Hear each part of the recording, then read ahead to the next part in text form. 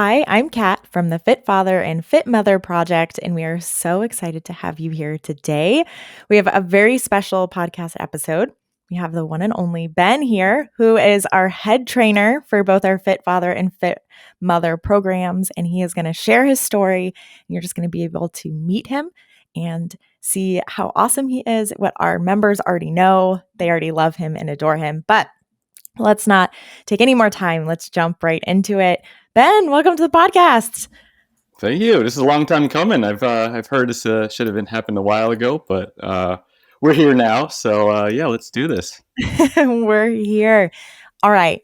Tell everyone here who you are and a little bit about yourself. Yeah. So I am 41 years old. I reside in just turned 41 years old. May I add?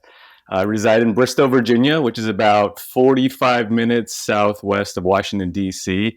I was born and raised in Virginia, spent most of my life here. I have two boys at home. We have an 11-year-old and 8-year-old. And I have been married to my beautiful bride for 16 years now. And I've been with FFP, just came across my 5-year anniversary. So I don't know if you knew that, Kat, but yeah, just 5 years a few days ago. And yeah, that's pretty much my backstory. Awesome. All right. One of the incredible pieces of the Fit Father and Fit Mother project is that all of our team members have walked this journey in some way. Everyone here has struggled with their weight, whether it was trying to lose weight, whether they wanted to gain weight, gain muscle. They've had a journey that they can connect with members on. And you've had one of those journeys. And I don't know if many of the members know that. I think they see you and they think there's this fit trainer, right? And he's always been that, and he's never experienced, this struggle. But you've been there. So let's hear it. Let's talk about it. Yeah. So I guess I don't want to go too far back, but I was always the chubby kid, I guess I would say, growing up. And as I got older, I was pretty much, I would say, the definition of skinny fat. I don't necessarily have the best genetics. Sorry, mom and dad, if you guys are listening to this. I know it's not your fault. That was the hand you were dealt as well, but that's just kind of the way it was growing up. And I was always active as a kid, played all sorts of sports, baseball, basketball, lacrosse, martial arts. I did a ton of different sports. I was always active, but I was just always that little chubby kid. And we're talking about in the 1980s here. And my mom actually had the foresight to always make sure we ate our veggies, always make sure we had something green, as she would say, in all of our meals. So it's not like I was eating the worst either. She had a very powerful and very strong influence on my life that I didn't know until I was an adult and I fell in love with this industry.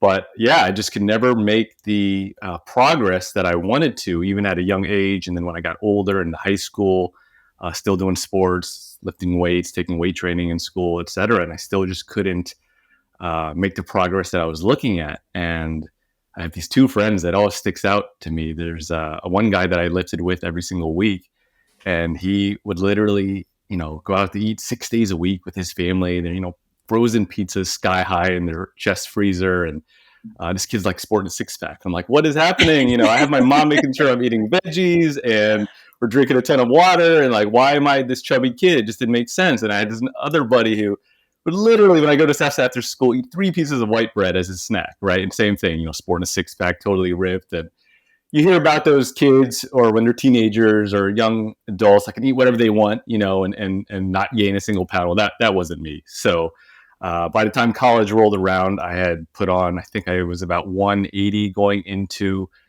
college, and then I ballooned up to 215 after my freshman year, right? So, and how tall are you for people listening? Yeah, so, that's important. Yeah, so of course, for sure, I'm 6 foot flat.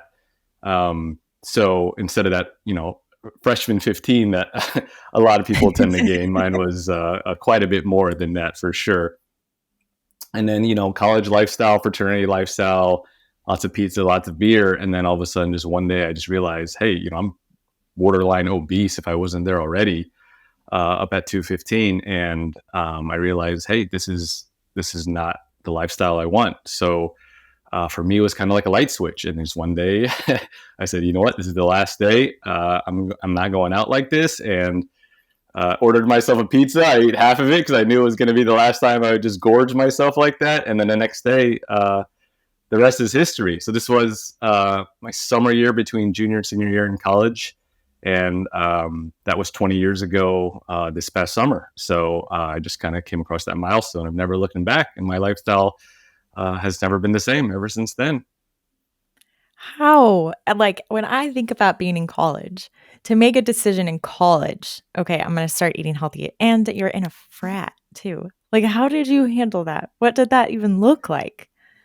Yeah, that's definitely there were some challenges because I still wanted to live the the quote college lifestyle. I still wanted to have fun, especially in my senior year. Right, it was my last year, and I still wanted to be with my friends and hang out and have a good time. So I always tried to find a way to implement some sort of healthy change in my life. Right, so I still splurged on occasion. I still had fun at parties and such, but I found a way to eat healthier throughout the week. Right, so we would always have what they called brotherhood dinners, where we would all get together, and then usually it would be pizza or Chinese takeout Chinese food or some unhealthy stuff like that, where I didn't want to miss out on hanging out with them, so I would just bring my own. Right, every once in a while, of course, I would still enjoy the pizza or the Chinese food with them. I didn't want to deprive myself either, but most days I would just bring my own food so I could still hang out with them.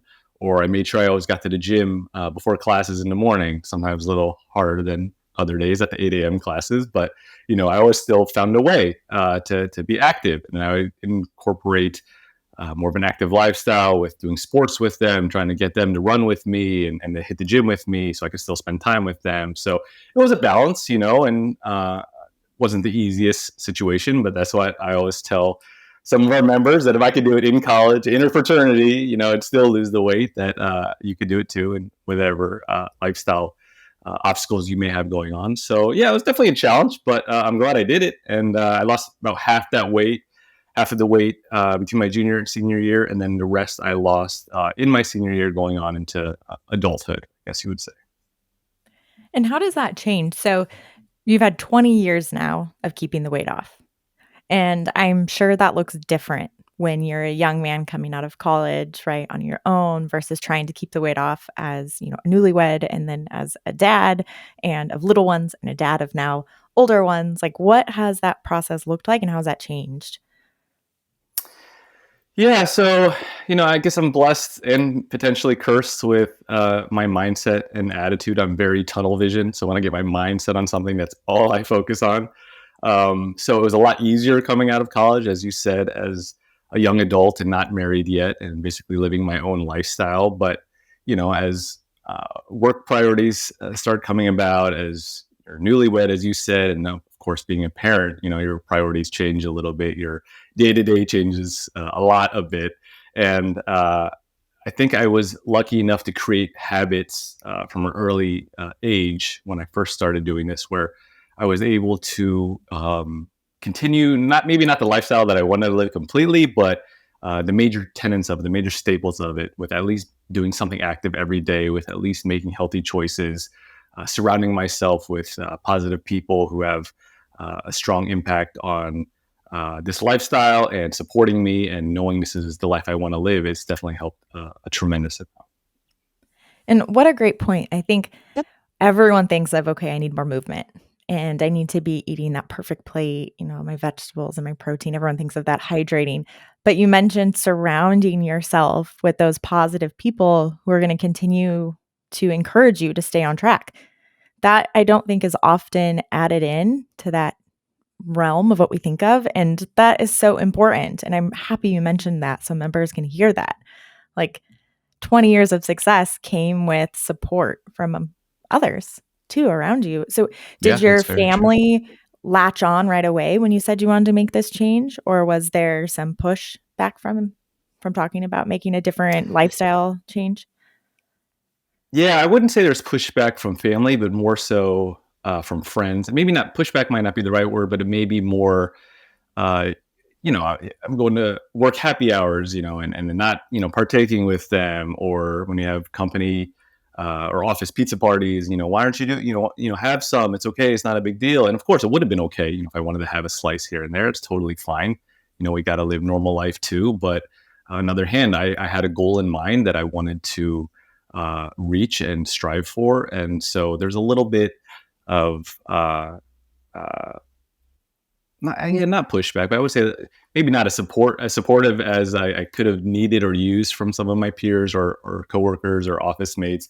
But eventually, once they saw this type of lifestyle I was living, they saw how good I was feeling and uh, just how happy it made me. They eventually got on board, and then ideally or hopefully, I was able to rub off on them a little bit as well.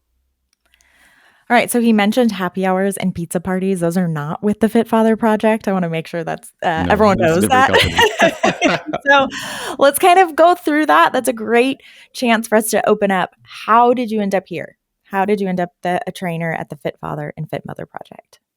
Yeah, so like I said, I had fell in love with the journey when I lost my weight between junior and senior year of college, so much that I wanted to make a change in my studies at school. But unfortunately, at the University of Virginia, where I went, go Who's, they did not offer exercise science or kinesiology or anything like that. So I didn't really have any options at that point, and I didn't want to transfer with only 1 year left before I graduated. So what I decided to do is I would just move forward with my normal career path, and I put that in my back pocket for later. So I spent time after college working as a researcher, software tester, quality assurance. I worked in tech for a little while, and then 7, 8 years later, after I graduated, I realized, hey, you know what? I want to align profession with passion, and so I made the difficult decision that I was going to quit my job to get my personal trainer certification. And this was in 2010, I believe, 2011, somewhere around there. And I was working for an amazing, very, very progressive company called the Motley Fool, which I'm sure some of you who are listening may have heard of this company. And they were super progressive with how they treated their employees. And before I left, I pitched them on the idea of potentially having kind of like a wellness person on staff, right? Someone that could help their bottom line, help with their ROI, maybe reduce some absenteeism, boost productivity, increase happiness, things like that. And this was, like I said, in 2010, before corporate wellness was wasn't even a thing yet, or maybe in its infancy. And they bought the idea, they loved it, and I created a position at this company where I switched over from quality assurance tech work to doing this more wellness promotion, and I did that for a few years, and it was basically a dream job. I got to create the job from scratch, and I was very appreciative of that opportunity. But my wife and I wanted to be at home with our young babies and then toddlers and our infants and then toddlers as they grew. So we made another very difficult decision. We both quit our secure full-time salary jobs to go more self-employed, so we could work at home and be with them as they grew up. And then, so I worked for myself as a trainer, online and in person. And fast forward a few years later, they're back in grade school, and I was ready to rejoin the workforce. And luckily enough, I found the Fit Father Fit Mother Project, and the rest is history. And then I've been with you guys ever since. I mean, that's incredible to trust that like love of family and say, "Hey, it's going to work out. We're going to make it work." And now you get to Well, it help didn't always other seem that people. way. It wasn't always that smooth, but Yeah, that's true. Looking back, like it worked out so well, but I am positive that was extremely stressful when you're in the moment. a little But bit, little bit. yeah. Okay, so let's talk about that. Like when it was stressful, did you feel yourself ever starting to slipping on your own health, or did that almost boost you to stay on top of your health during that stressful time? I would say more the latter. It definitely boosted me. Like I said, I've tunnel vision with my goals, and I never want to waver from them. But I could definitely feel the mental stress coming on with, obviously, with now with a newborn or a young kid and a newborn in the house, and trying to make ends meet financially, and we're working for ourselves. And I was lucky enough to have an amazing, amazing wife who was super supportive of this type of journey of trying to make it on my own. So that definitely helped. But staying with your healthy eating habits, staying with your daily movement, taking the time I would make sure I get outside every day just to be in the sun and be near water, and uh, get a little bit of that earthing, get my feet in the grass just to kind of ground myself, literally uh, ground myself into the earth every day just to make myself realize, hey, I'm doing this for the right thing. It's all going to be okay. And luckily it was. Hey, it's Dr. Ray. I want to quickly pause this episode to thank you so much for listening to this Fit Mother Project podcast. When I started the Fit Mother Project, I had no idea this podcast and this mission would become so impactful, so fun, and so amazing for so many ladies. And I just wanted to pause to give you some gratitude and thank you for being here. I mean it when I say that I'm so grateful to be in your life and to be helping you and your family live healthier and give you all this amazing information. So from my heart to yours, deepest thanks. Okay, so you're over here at the Fit Father and Fit Mother Project, and you start being a trainer here, and now we're taking off. Talk to us about what you do. For those who are listening who aren't members, like what do you do for the Fit Father and Fit Mother Project? Yeah, so we have a wide range of members coming to us from all varying fitness levels. Obviously, the majority are trying to lose weight or change their body composition, and but they all have different potentially limitations or dietary restrictions or injuries that they may be dealing with, etc. So, as the head trainer at the FFP and FMP, I'm here to kind of help make their journey theirs, whether it's through our routine exercise modifications for movements that fit their needs a little bit better, or like I said, they have dietary restrictions, they can't eat certain foods. How can they mold our principles, our eating habits into their lifestyle? And I can help create that for them, kind of a little bit of a cheerleader as they go through the program, and just making sure that I'm in their corner to help support them however they need it throughout the journey, because it can be a very long journey for people, and it is very easy to slip up, of course, and that's totally natural. It's perfectly normal for anyone going through this, because there's so many ups and downs and challenges, and I just want them to know that I'm here to help support them and help walk them through with anything they need. Yeah, it's kind of that added community too, right? Not only are you that trainer, you're also, like you said, you're in their corner. Like you're rooting for them, you care, and I think that's different, right? That's something that's unique to the Fit Father and Fit Mother Project, is that we have an entire staff who really is rooting for you. We want you to do well. We want you to succeed. We want you to be able to create your own perfect plate with your family, and you get to watch these members do that and be on this journey with them, which is incredible. Now, while you're here at the Fit Father and Fit Mother Project, how has your kind of fitness goals changed? Because you're at 20 years, you've lost your weight, right? So now what are you trying to do? What are those new goals that you've kind of started to walk into? Yeah, so that's kind of once again, I guess the gift and the curse of this mindset that I have. So I ended up losing 65 pounds. That was my total amount that I lost. And when I got to my lowest, I realized it was just a little too low for my size, for my height.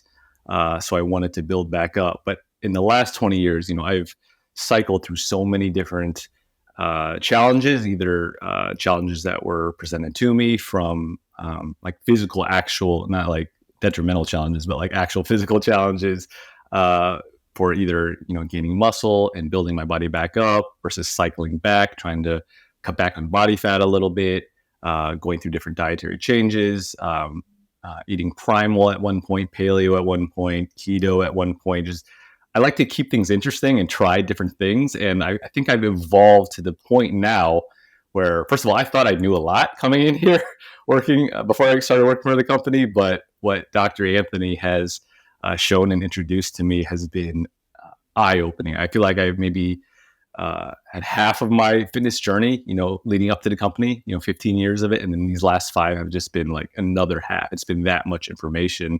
And I feel like I'm kind of evolving now into more of I don't want to say maintenance lifestyle. There's not that there's anything wrong with that, but I like to push through to certain goals, and but trying to find that balance between having a better overall healthier lifestyle, not just reaching blindly for a certain goal.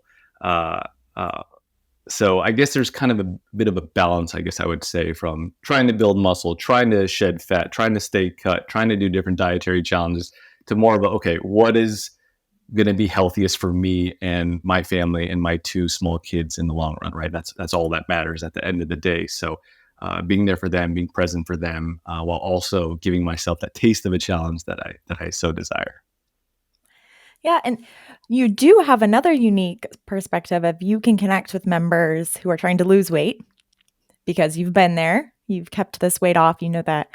But you also like trying to put muscle on. And I know we have talked about this a lot of that wasn't natural for you. Like your body didn't, it wasn't like, oh, you were just working out and lifting weights and, muscle mass, was bulking and you were just growing. You've also stepped into that where you can connect with members who have switched over to old school muscle and are really working to put on muscle mass because you put a ton of effort into that for yourself. Yeah, for sure. I think a problem that I had for many years, and I probably didn't discover intently enough until I started here, was not eating correctly. Not that I was eating bad foods, but not eating enough foods, especially when you with that caloric surplus you need for growth, right? I spent so long trying to lose weight and body fat for this journey that it's hard to switch over, right? To eat at that surplus. And I think for many years I sabotaged my success and potential results by burning away at some really necessary lean muscle, lean tissue. And I think I've learned enough from that, from my personal experience, that I can help with our members who cycle between the two programs. Because for those who aren't listening, who may not know, we have two main tracks on the FFP side. We have the FF30X, which is more of a weight loss, fat loss, body composition changing type program. And then Old School Muscle, as Kat mentioned, OSM is more of that muscle building, growth, development type program. Very, very different programs, very, very different protocols and lifestyles. And I think I was caught somewhere in the middle.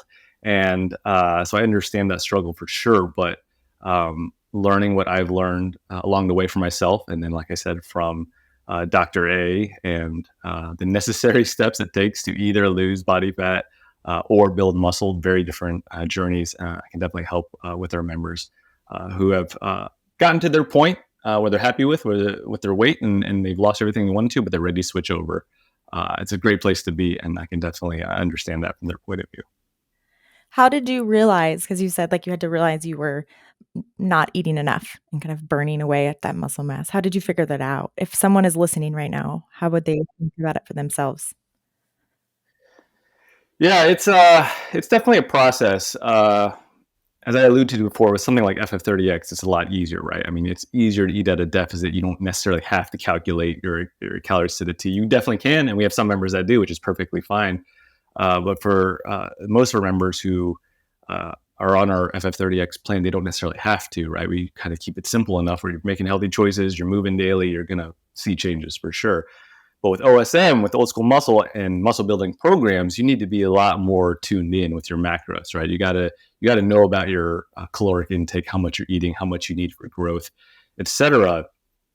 And I thought I was doing that plenty well, plenty good, but I don't think I was eating enough to match my lifestyle. I like to have a daily workout. Most days of the week I'm lifting, but I also like to take multiple walks throughout the day as well.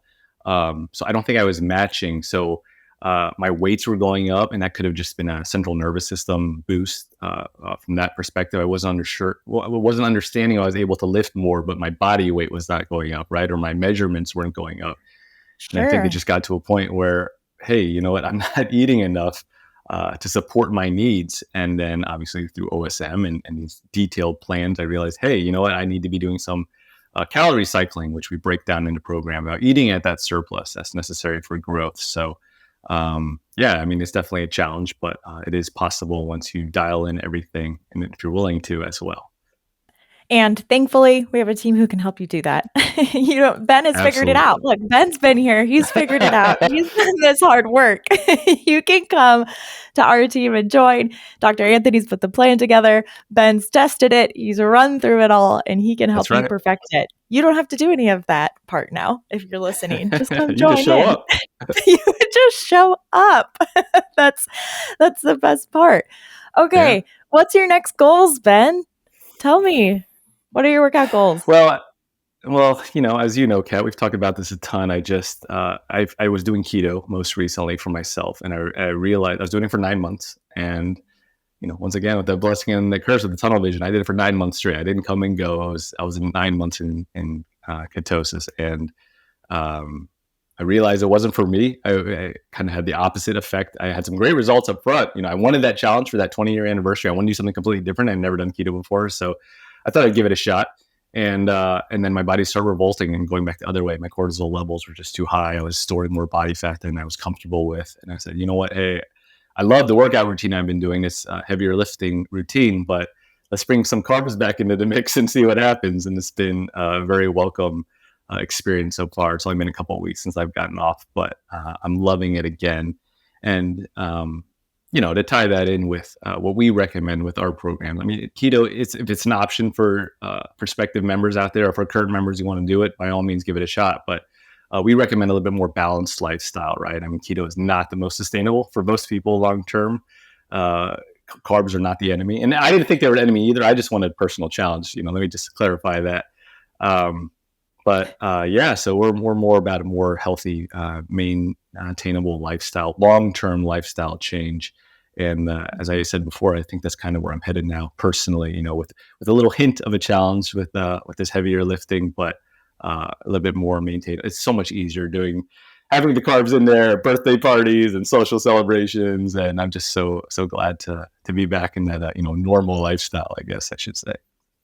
Yeah, I mean, I think sustainability, being able to have a program that it doesn't really feel like a program almost. You're like, okay, I'm eating a healthy plate in front of me. Maybe you're boosting how much protein you're having, or okay, I'm focusing on my hydration, but you're eating a healthy plate of food at all of your meals, right? That's sustainable. Like you said, you can go to a birthday party. You can have these days where you can have holidays, because that's just one day. It doesn't matter. You're just eating healthy, and there's one day where there's a holiday, or there's one day with a birthday, and you keep moving. Versus like the keto or the paleo, where they are great tools, but are they sustainable forever? You had an interesting experience of you did this for, you all need to really listen here. When Ben tries something, he goes all in. Like when he said he was doing this for 9 months, this was no cheating, like completely all in. There was nothing that varied. He was in ketosis for 9 months, like 100%. There, no doubt in my mind there. And then, Ben, you experienced this where your body was angry, like revolted at you. And now it's like, just get back to the basics. Like, just eat these healthy foods. And it sounds, like you said, it sounds simple, which I don't want to say it's simple, because it really isn't, with all of like what the world puts out there for us and what media shows us and what we can get. But it's more simple than most things. Oh, for sure. Yeah. And I just want to clarify. I mean, if for those out there who want to do something like keto, if that motivates you, obviously a lot of these diets work because they all have something similar in common. You're getting rid of a lot of the junk food. You're eating more, hopefully more, nutritious, whole-based type foods. And that's why a lot of these diets tend to work. But what we promote at FFP and FMP is more about that, as Kat mentioned a couple of times, just eating that perfect plate. And for those who don't know, you're just dividing a plate into 3, right? It's so simple. You just put 50% of the plate, fill it up with veggies, 25% a lean protein, 25% of a healthy complex carb or a healthy fat, something like that. And boom, you're good to go. And it's just so much more easy and maintainable to do something like this long term, right? And I don't want to put down any type of diet. You can do it if it motivates you and jump starts you maybe and can help get you going. But yeah, it's just so much easier to live a normal lifestyle in our society by just promoting moderation and making healthier choices and thinking you don't have to do anything crazy or crazy fad if you are trying to make changes. Okay, now we need fun facts about Ben. Ben, what do you do? What do you do as a hobby? I bet most of these people listening are members. They want to know more about you. What do you do in your free time? What do we got? I mean, outside of exercise? Yes. Like I said, guys, he's super committed. So exercise is his hobby. But in addition to that, what else do you do? Yeah, I think it will surprise a lot of people. I'm very heavy into fantasy sports. I prefer the daily option, and I like that because there's a big game theory element of that, and that goes back to I was in engineering school at UVA, and that kind of had that mindset, right? That's why I ended up in tech for a little bit of that process oriented thinking mindset. So I'm really big into game theory, and that type of outlet. So between that and obviously exercise, I love spending time with my boys. They are at that age where they're super into sports right now. So basketball, baseball, martial arts, things like that. So coaching them and playing with them and teaching them and just being part of their life is it's just so huge for me right now, because you're never going to get that time back, right? So I'm just so thankful to be at a company like the Fit Father Project and Fit Mother Project, where they allow that type of lifestyle where I can be with them. Because without family, without your health, I mean, what do you have, right? And so it's definitely a big part of my life, being in their life. Yeah. What teams are you cheering with your boys? When you and your boys are Yeah. watching a game, who are you cheering for? Well, definitely my alma mater, University of Virginia, all sports for sure. That is probably number one. I'm a big basketball fan, and football fan, and we don't have the greatest teams here in the Washington D.C. area. So the Wizards, and then I guess now they're called the Commanders, are two big professional teams we cheer for, and the Nets, of course, as well. But we're struggling all around here, Kat. All we got's UVA to propel us through. So teaching them right, at least with that. Oh my goodness. Okay. We will go with that. Go Wizards. That's who we're cheering for? Sure. It's Well, I gonna be a mean, tough we can do that. Sure, we can do that. Okay. If you are someone who is thinking about the program, or, they're kind of where you were when you realized, like, hey, I'm overweight, I need to do something. What's that advice you would give for that member or prospective member who's sitting there right now? Yeah, I would say you just got to start somewhere. I mean, what we try to promote in our program material, I mean, there's a lot of information, and it's very helpful information. It's very scientific and evidence-based. Dr. Anthony does want you guys to know why we're promoting what we're promoting, and not just blindly doing something. It's supposed to be a lifestyle change after all, not just a quick fix, but just starting somewhere. There is so much you can do, so much you could do just to get going. It doesn't have to be a lot either, right? If uh, you're a big soda drinker, for example, just cutting out soda can make a tremendous impact. You will be so surprised how much better you feel if you just switch out your soda for your water consumption, something like that. Or if you live more of a sedentary lifestyle, just getting outside and moving. I mean, we're not talking about a lot, maybe 15, 20 minutes every day, even after dinner is a preferable option. Maybe in the morning to get that morning sunlight on your skin, in your eyes. It can work amazing wonders just to make you feel better, not just on the short-term micro scale on a day-to-day basis, but long-term, you'll realize how much better you feel. You might be living in pain and you don't even know it because it's your normal, right? Until you make these changes. It could be as small as just, removing that junk food from your house, creating a grocery list just one time, one day, do your shopping, and if you don't have that food in your house, you got to fall back onto something, right? It's just basically small changes, hydrating more, giving yourself that extra glass or two of water a day, starting your day off with that instead of just reaching for those caffeinated drinks that, will make you feel good temporarily, but will give you that crash later on. It doesn't have to be a lot. We're about stacking wins upon wins here at the FFP and FMP, and you can absolutely do that if you start somewhere. And that's just kind of the key, just starting somewhere. Awesome. That's a great way to wrap it up. Start somewhere.